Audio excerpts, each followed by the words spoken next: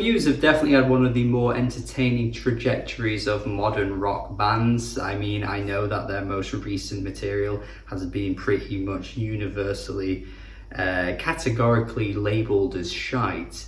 But you've got to at least say that albums like Simulation Theory and Drones are entertaining in the way that you just kind of end up laughing at what they say, as opposed to joining their political revolution that they're quite clearly trying to inspire, but they end up just falling flat and just really giving us the most surface level commentary you could possibly imagine. Now, considering how bizarre things have been for so many years now, particularly since the rise of social media and how we have so much access to all kinds of bizarre stories that would never have surfaced without the existence of social media, you would just think that artists and bands would find a way to be more creative with the way that they kind of attack the system, they attack the political landscape that we're in. They can attack, the current governments that are maybe running the countries to the ground or making policies that just aren't helping the wider net of people that they should be helping, basically. Like, there's so many things you could talk about, and I'm not going to act like I'm some kind of political maestro who has the right answers and the right words for every situation and everything that's going on. I'm not going to do that, but I don't pretend that I know that I can do that, and I don't pretend that I'm going to be some kind of voice of reason, but yet we have so many bands that seem to think they are, and they don't even end up saying anything. I just find it baffling, and maybe we need a new generation of younger voices coming through that might have a bit more of a nuanced approach to tackling these topics, or maybe we'll just continue to get the same drivel. Because at the moment, I mean, this year, I can think of one album that really, really dug it deep into the roots of how politics and how poverty and things like that can really, really affect you, and that's Jeshi with Universal Credit.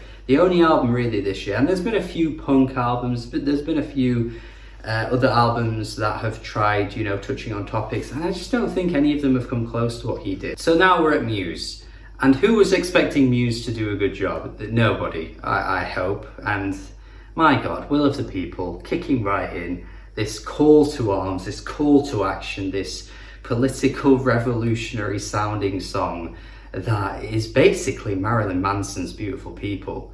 Like, look, recently on this channel, I've been touching on some weird rip-offs. There was Demi Lovato and bloody Celebrity Skin by Hole. And now we've got Muse and Beautiful People by Marilyn Manson. Like, does Marilyn Manson hear this song? He's definitely going to be, sniffing in on Muse's assets and trying to get a way in to get some money from them. Surely, this is literally the same song. And look, even without that blatant, obvious comparison that they're clearly trying to mimic, the song itself just sounds super corny. Like, I don't know if it's Matt Bellamy's voice or it's a pairing with his voice in the lyrics, but this to me is not inspiring a charge, a revolution for anything.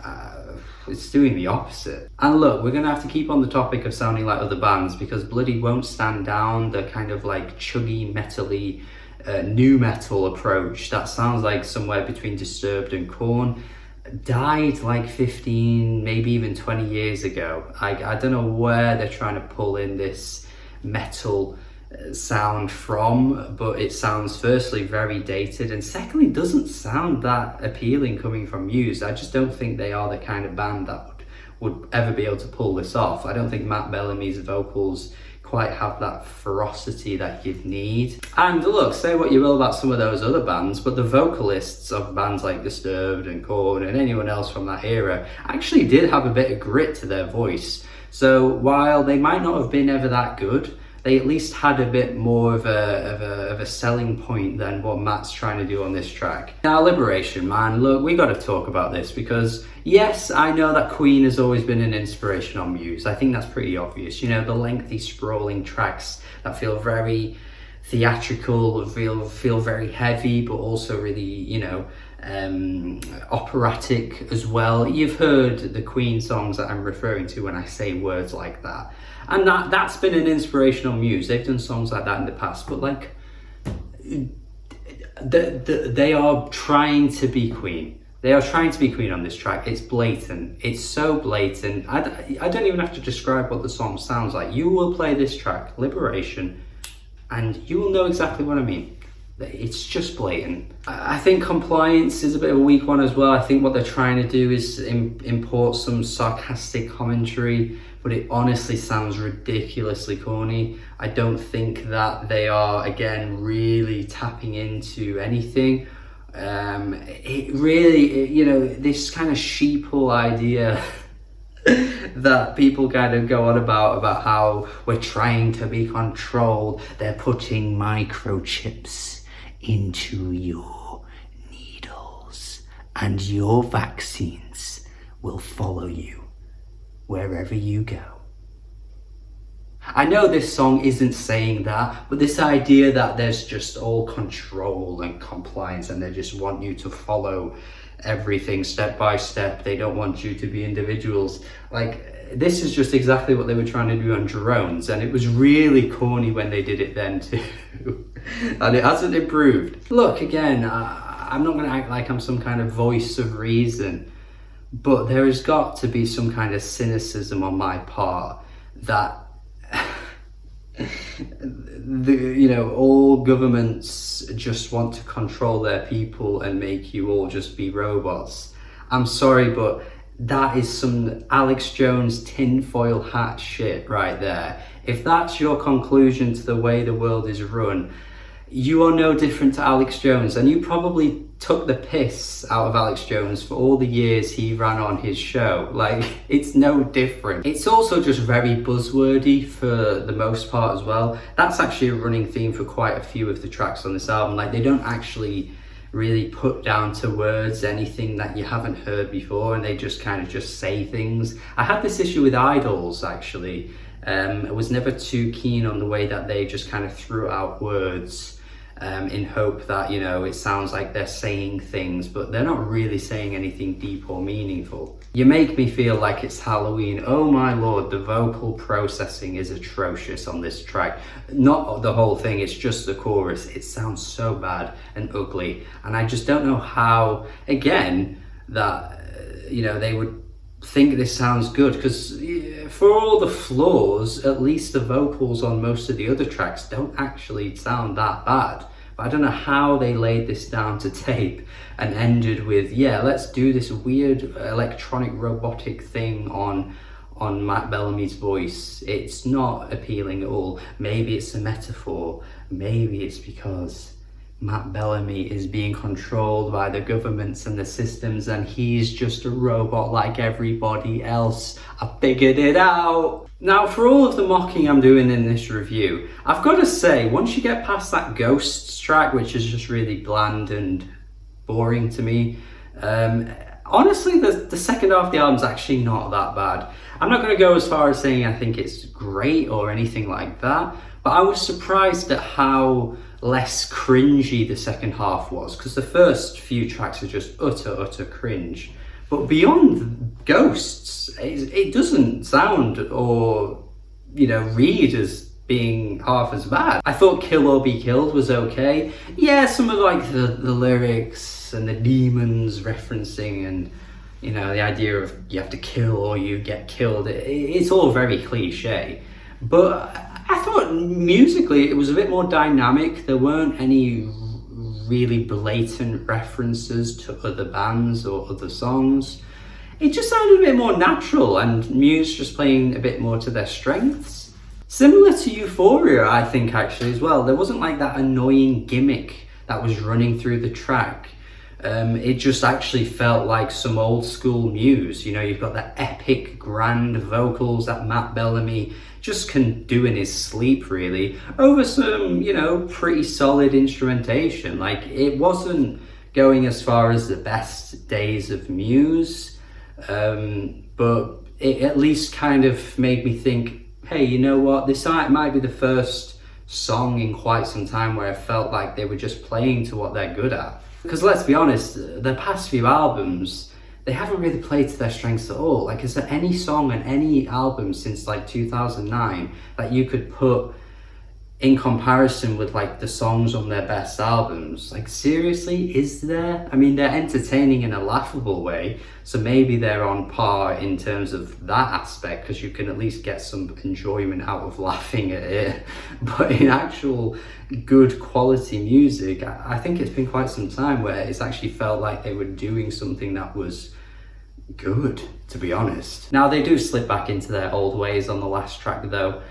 We Are Fucking Fucked, to be precise, is what it's called. The towards the end where he like yells "fuck you," it just reminds me of like something, you know, like from the In-Betweeners, where it's like, "Oh, you're hard, aren't you? Oh, you're hard." It just sounds a bit cringe coming out of Matt Bellamy's voice. I mean, I'm not particularly like the scariest guy you'll ever come across.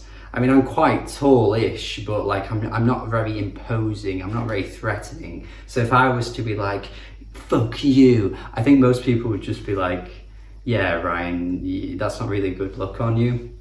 And I feel like this track is just that in a song, like Muse trying to be like really like in your face and using the fucking bucks. It's just all a bit, yeah, nah.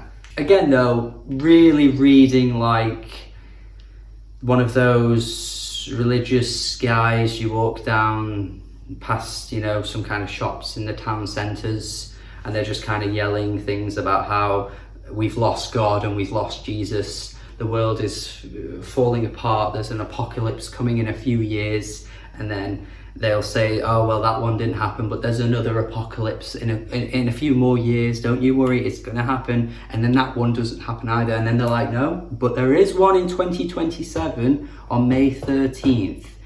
It just kind of reads like that to me. Like, he's not again saying anything substantial, it's just very like, the world is coming to an end, we're fucked, please pray to Jesus. There aren't any like actual religious references on this track. I'm just saying it was very reminiscent of those kinds of people. I used to work with a guy, and one time he showed me like a website link of how the world was ending. I think it was in 2015, and he was like, "No, it's gonna happen." And I was like, "Yeah, but it's not though, is it?" And he was like, "No, it's gonna happen. You're young and naive." Because I think I was like 19 or 20 at the time, and he was like, "No, you're just young and naive. You just don't get it. You'll understand one day." And I didn't die. I'm still here.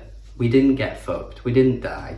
So the world didn't end. And I just feel like this track is trying to be so dramatic and over the top, and yet it just ends up saying nothing. I understand that maybe sometimes you don't need to have the deepest, you know, written down philosophical ideas. That's all taken from, you know, encyclopedias and shit that needs to be, you know, really detailed and whatever. I know not everything needs to be like that, and maybe a track like this will actually just be enough for some people, but I don't know. I think when you've got the rest of the album that really doesn't say much at all, and they're just trying too hard. That's the issue for me. It's way too try hard. Like, they're trying so hard to be the voice of reason. They're trying to be like this, we are the ones that are telling you things are going wrong. And they just don't really end up giving you anything that you haven't already heard before. And ultimately, what are they even doing? Like, I don't know much about the band in terms of like their personal life. Maybe they do like an amazing amount of activism that I'm just not aware of, and that's fine. But again, just the way that they put it all into words in their music, just stick to the activism if that's what you're doing. That's more than enough. Like, you don't need to make these albums. Just do the activism. If that's what you're doing, that's more than enough, guys. We don't need these songs. Or just ditch that whole act altogether and just go back to what you were good at. Make songs about something else. Make the songs sound as good as they did back in 2002. You're still the same guys. You can make that music again. There were snippets of it on this album, but it just isn't all there, is it? So yeah, 4 out of 10. Like I say, got a little bit better in the second half. Would have gone lower, I think, if it had just stuck to the really bad stuff.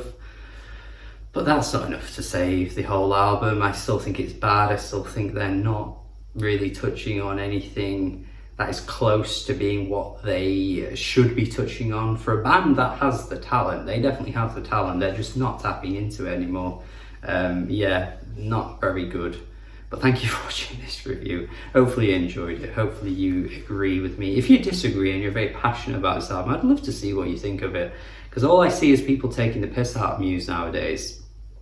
So I'd love to see someone actually coming through and saying, no, this resonates with me. No, this actually is deep to me for this reason and that reason. I'd love to see what it is, because I just don't see anyone saying that. So if you love this album, please tell me why. Please just remember it's only my opinion. Subscribe if you haven't already, that would be great, and goodbye.